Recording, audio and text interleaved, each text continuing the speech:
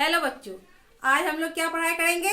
आज हम लोग पढ़ाई करेंगे प्रॉपर्टीज ऑफ हेलो एल्कीन, जिसमें सबसे पहले क्या आएगा, फिजिकल प्रॉपर्टी, जिससे जब किसी भी एलिमेंट का या किसी कंपाउंड का फिजिकल प्रॉपर्टीज पता चल जाएगा तभी हम उसका अच्छे से क्या पता कर पाएंगे, उसका केमिकल प्रॉपर्टीज और उसका रिएक्शन पता चल पाएगा हम लोग को। तो चलिए स्टार्ट करें। Welcome to my channel. मैं मीनाक्षी जा आ गई फिर से आपके लिए आपका अपना केमिस्ट्री का क्लास लेके। चलिए स्टार्ट करें।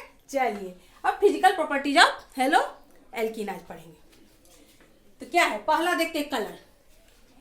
पहला तो कलर आता है, तो कलर क्या है, अल्काइल हैलाइड आर कलरलेस। वो क्या होता है, कलरलेस होता है, उसका कोई कलर नहीं होता है। लेकिन हर कुछ में कुछ ना कुछ एक्सेप्शनल तो होता ही है। तो क्या होता है, जबकि ब्रोमाइड जो होता है, hello bromine, bromides and iodide जो होता है वो कलर डेवलप करता है। लेकिन कब डेवलप करता है कलर, जब वो लाइट में आता है। लाइट के साथ क्या होता है, colour when expose to light, जब वो लाइट के सामने में आएगा तो वो क्या करेगा, कलर डेवलप करता है। तो पहला पॉइंट क्या था, कलर। कलर में क्या है, generally alkyl halides are colourless, but क्या है, iodide and bromides are develop colour when expose to light. दूसरा आ गया स्मेल। ठीक, तो स्मेल में क्या होता है, ऑर्डर, स्मेल बोलो या ऑर्डर। तो many volatile halogen compounds have sweet smell. अब वोलेटाइल क्या होता है, गैसियस स्टेज। तो क्या होता है, गैसियस स्टेज में जो होता है, तो क्या होता है, बहुत सारे जो होते हैं हेलोजन कंपाउंड जो होते हैं उनका स्मेल जो क्या होता है, स्वीट स्मेल होता है। कैसा स्मेल होता है, स्वीट। और बहुत सारे जो है जो लिक्विड या सॉलिड स्टेट में रहते हैं तो उनका स्मेल जो होता है जो कुछ ऐसा नहीं होता है जिसका एक्सप्लेन किया जा सके, या ऑर्डरलेस बोल सकते हैं, या कुछ ऐसा ऑर्डर नहीं होता है जिसको हम एक्सप्लेन करें जो ऐसा स्मेल होता है। लेकिन जब वोलेटाइल स्टेट में होते हैं तो क्या होता है, स्वीट स्मेल होता है। चलिए अब मेल्टिंग पॉइंट, बॉइलिंग पॉइंट्स के बारे में बताएं। चलिए melting point and boiling point.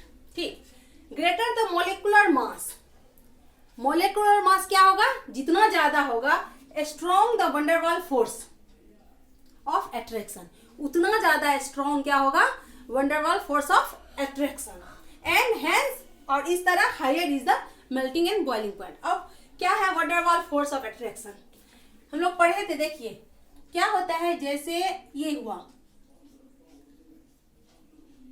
ये हाइड्रोजन, ये हेलोजन मान लो,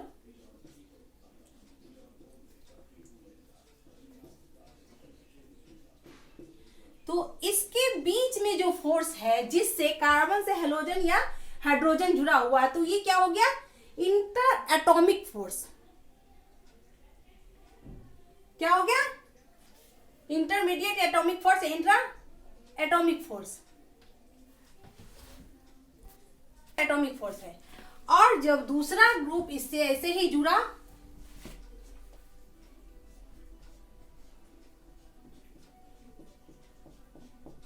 तो ये टोटल क्या हो गया, इंटरमोलिकुलर फोर्स ऑफ अट्रैक्शन। ये क्या हो गया, ये किससे जुड़ा रहता है, इंटरमोलिकुलर फोर्स ऑफ अट्रैक्शन से। ये पहले अगर खुद से जुड़ा है, जैसे CH3X, एक्स होता है हेलोजन या कुछ बोलो, तो ये कौन सा फोर्स है इसके अंदर, ये है इंटर एटॉमिक फोर्स। और जब ये सेम ग्रुप या अलग ग्रुप इसके साथ जुड़ा हुआ है ना, तो ये क्या हो गया, इंटरमोलिकुलर फोर्स ऑफ अट्रैक्शन। यही जो है इंटरमोलिकुलर फोर्स ऑफ अट्रैक्शन, वो क्या कहलाता है, वंडरवाल फोर्स ऑफ अट्रैक्शन। क्या कहलाता है, वंडरवाल फोर्स ऑफ अट्रैक्शन।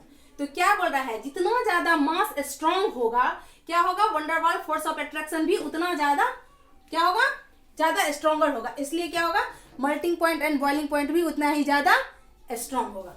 देखिए for the same alkyl group the क्या होता है, boiling point decreases as the atomic mass of the halogen decreases. अगर सेम अल्काइल ग्रुप पे लगा हुआ है, क्या है, हेलोजन ग्रुप, जैसे CH3 ही लीजिए, CH3 है, इसी पे कभी क्या जुड़ा है, Cl, कभी CH3Br, कभी CH3I, कभी CH3F फ्लोरीन जुड़ा हुआ है ना।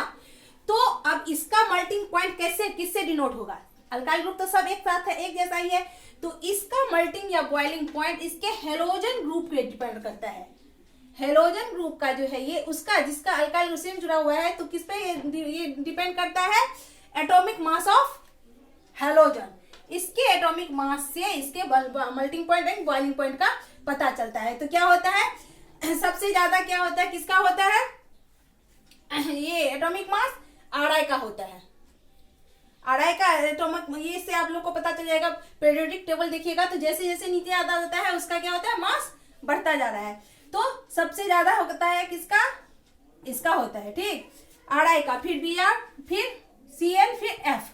तो इसके मेल्टिंग पॉइंट और हेलोजन ग्रुप का जो मेल्टिंग पॉइंट बॉइलिंग पॉइंट है उस पे डिपेंड करता है किसका? अल्काइल ग्रुप का मेल्टिंग पॉइंट या बॉइलिंग पॉइंट, उसके मास पे डिपेंड करता है, ठीक। दूसरा, फॉर द सेम हेलोजन, अगर सेम हेलोजन ले लिए हम लोग, ठीक है, अगर मान लो सेम हेलोजन ग्रुप ले लिए, जैसे यहाँ पे देख लो, यहाँ पे दिए हुए ना, सेम हेलोजन ग्रुप ले लिए हैं, जैसे Cl ही लिए, ठीक। तो अब जो है सेम हेलोजन ग्रुप है, तो फिर कैसे पता चलेगा? तो अब उसके अल्काइल ग्रुप के मास पे डिपेंड करेगा। किस पे? अल्काइल ग्रुप जो है उसके साइज पे डिपेंड करेगा। जितना बड़ा चेन उतना ज्यादा क्या है, उनके बीच क्या होगा? वंडरवाल फोर्स ऑफ अट्रैक्शन होगा, और उतना ज्यादा इनका melting point and boiling point होगा, ठीक। तो उसके हिसाब से डिक्रीज करता है। For the same halogen boiling point decreases as the size of the alkyl group decreases. जैसे वो घटता जाएगा उसका साइज, वैसे उसका melting point and boiling point कम होता जाता है। जैसे देखो CH3 CH2, मान लो हम यहाँ Cl ही लगा दिए, Cl, तो इसका मेल्टिंग पॉइंट बॉइलिंग पॉइंट ज्यादा होगा किसके अपेक्षा? CH3, और चलो इसमें 2 ठो लगा देते हैं, यहाँ CH3 CH2 Cl, और इससे भी कम क्या होगा मेल्टिंग पॉइंट बॉइलिंग पॉइंट किसका? CH3 Cl का। क्यों? हेलोजन ग्रुप तो सेम है, लेकिन किसका साइज बढ़ता जा रहा है? अल्काइल ग्रुप का साइज बढ़ता जा रहा है। इसमें क्या हो गया? प्रोपेन है, ये इथेन है, ये मीथेन है, तो इसके साइज पे डिपेंड कर रहा है इसका मेल्टिंग पॉइंट। जितना बड़ा साइज होगा उसका मेल्टिंग पॉइंट बॉइलिंग पॉइंट उतना ज्यादा होगा। और अगर सेम अल्काइल ग्रुप रहा तो किस पे डिपेंड करेगा? हेलोजन के ग्रुप पे। जो हेलोजन, किसका हेलोजन का मास ज्यादा है? कौन से? क्लोरीन का या ब्रोमीन का, तो उस हिसाब से। For isomeric alkyl halide, isomeric मतलब क्या? जो उसका जो है सो ये तो सेम है लेकिन स्ट्रक्चर अलग अलग है।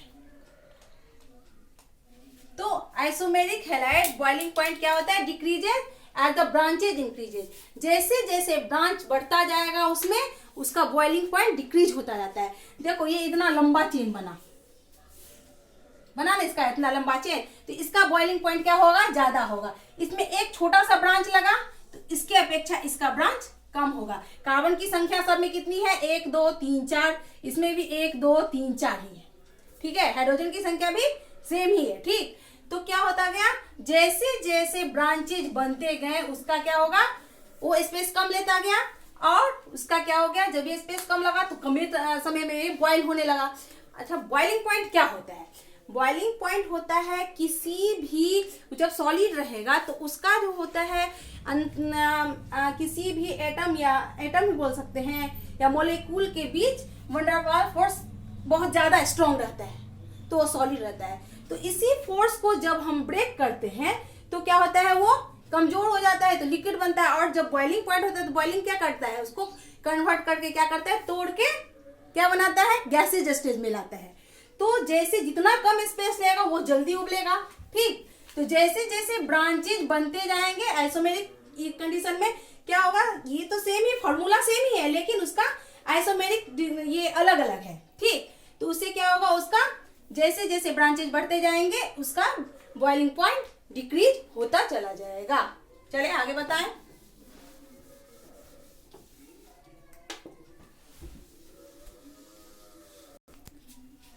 सॉल्युबिलिटी, किसमें? यह घुलनशील है। तो अल्काइल एंड एराइल हैलाइड दोनों के केस में क्या होता है? ये लोग क्या है? वाटर में इनसॉल्युबल है, क्या बोल सकते हैं? स्लाइटली सॉल्युबल है। क्यों? तो हम लोग को मालूम है जो पोलर सॉल्वेंट जो होगा वो पोलर में सॉल्वेंट, जो पोलर है तो वो पोलर में ही सॉल्वेंट होगा, और नॉन पोलर में सॉल्वेंट होता है। तो चूंकि ये क्या है, स्लाइटली पोलर है, स्लाइटली, तो ये स्लाइटली सॉल्यूबल या बोल सकते हैं वाटर में, क्योंकि वाटर क्या है, पोलर सॉल्वेंट है, तो इसमें ये इनसॉल्यूबल रहता है। क्यों? क्योंकि ये क्या नहीं कर सकते हैं, वाटर के साथ सॉल्यूबल होके हाइड्रोजन बॉन्ड नहीं बना सकते हैं। क्या नहीं बना सकते हैं? हाइड्रोजन बॉन्ड नहीं बना सकते हैं। वो कैसे? अब देखो वाटर कैसे रहता है, ऐसे जुड़ा रहता है एक दूसरे से, कैसे?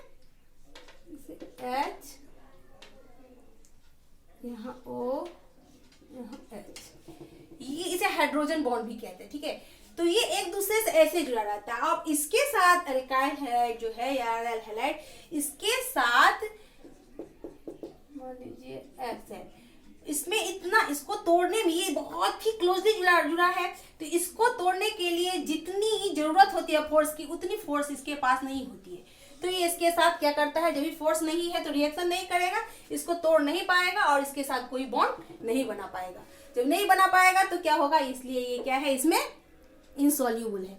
और जब भी ये पोलर सॉल्वेंट में इनसॉल्यूबल है तो क्या होगा, ये नॉन पोलर सॉल्वेंट में क्या होगा, सॉल्यूबल होगा। क्या होगा?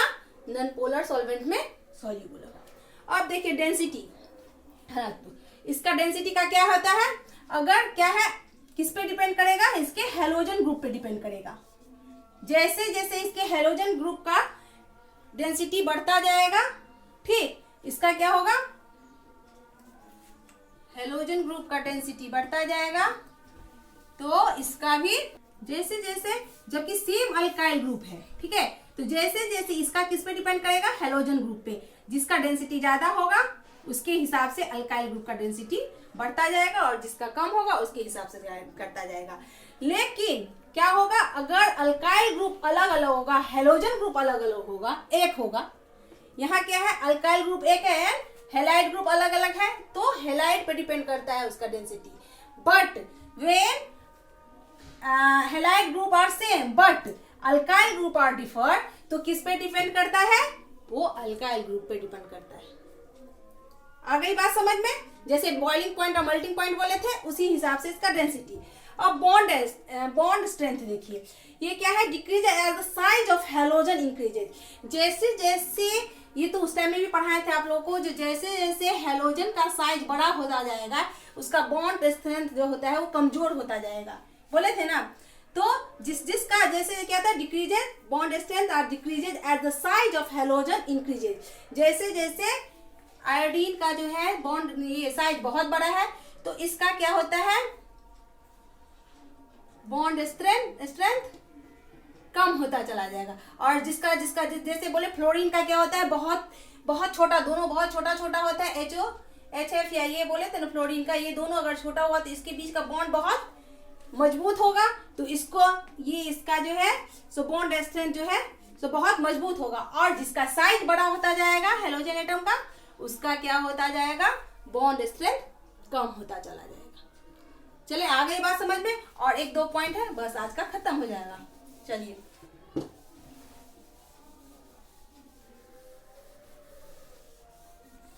डायपोल मोमेंट बहुत ही इंपॉर्टेंट है। क्या है, dipole moment increases as the electronegativity of the halogen decreases. कैसे होता है, डायपोल मोमेंट कब इंक्रीज होता है, जब इलेक्ट्रोनेगेटिविटी ऑफ द हैलोजन क्या होता है, डिक्रीजेज होता है। कैसे, तो सबसे ज्यादा इलेक्ट्रोनेगेटिव क्या है, आई है। तो जैसे जैसे इलेक्ट्रोनेगेटिव ये जो होता है, इलेक्ट्रोनेगेटिविटी जो होता है सो डिक्रीज होता है, डायपोल मोमेंट इंक्रीज होता चला जाता है। तो देखिए जैसे होता है Cl, Br, I, but fluorine का जो है सो I के बाद होना चाहिए, लेकिन उसका साइज इतना छोटा होता है, तो ड्यू टू मतलब उसका साइज छोटे होने के कारण उसका इलेक्ट्रोनेगेटिव डायपोल मोमेंट क्या होता है, सबसे पहले होगा, सबसे ज्यादा इंक्रीज करेगा। ठीक है, किसके कारण, उसका साइज छोटा होने के कारण, इतना ज्यादा छोटा साइज है वो, जो उसके सामने में ये इलेक्ट्रोनेगेटिविटी का ये फॉर्मूला काम नहीं करता है।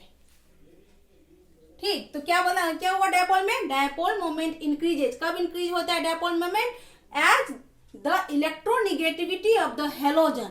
हेलोजन का जो इलेक्ट्रोनिगेटिविटी होता है क्या होता है, डिक्रीज होता है, जैसे Cl2Br, Br2I, but fluoride however have lower dipole moment. क्या होता है उसका डायपोल मोमेंट सबसे कम होता है, क्यों, देन क्लोरीन की अपेक्षा कम होता है उसका। क्या होता है उसका डायपोल मोमेंट क्लोरीन की अपेक्षा कम होता है, बट उसका साइज इतना छोटा होता है due to very small size of fluorine which outweigh the effect of greater electronegativity. उससे ग्रेटर इलेक्ट्रोनिगेटिविटी के कारण उसका ये रूल फॉलो ही नहीं करता, उसके आउटवे हो जाता, उस रास्ता से अलग हो गया वो, उसके साइज का साइज इतना छोटा था जो ग्रेटर इलेक्ट्रोनिगेटिविटी का जो है ये फॉर्मूला छोड़ के अपना अलग बना लिया। इसलिए डायपोल मोमेंट कैसे होता है, सबसे पहले CH3F फिर CH3Cl, मतलब यहाँ हम एक जैसा अल्काइल ग्रुप लगाए कैसे जान सकते हैं, पहले F का फिर F chlorine greater than chlorine greater than bromine greater than iodine, ये इसका डायपोल मोमेंट होता है।